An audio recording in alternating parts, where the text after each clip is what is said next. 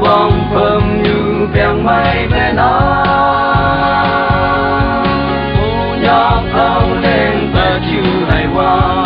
dòng xe ya nhưวันlàm vui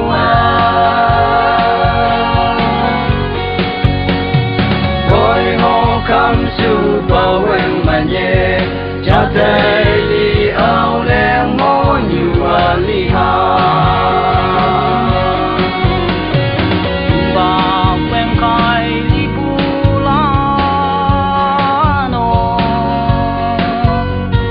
Yếm chén áo lên mô mê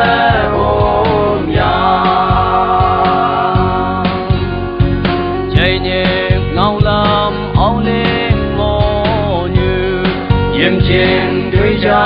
quán bao nhôi mà Biết trong quán nhôi bè cha quán bao Bay quang nhang như mù lang tươi nhớ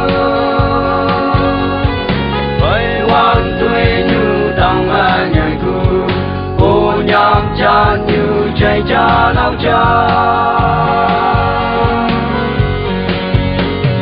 áo len mô như mà xếp chém ha cha tê đi phải nào lắm cha mẹ kem ha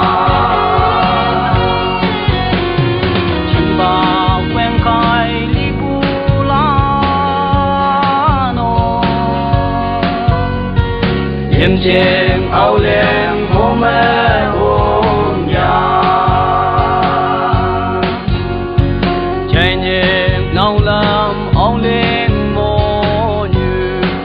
trên đôi cha quán bao nhôi mà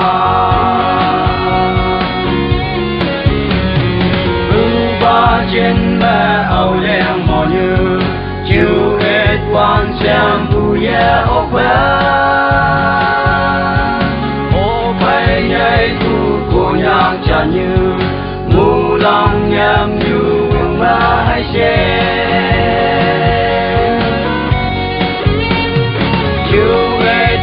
xem như cha áo len cha thấy đi áo len mò như ali ha chim ba quen khai đi bu la no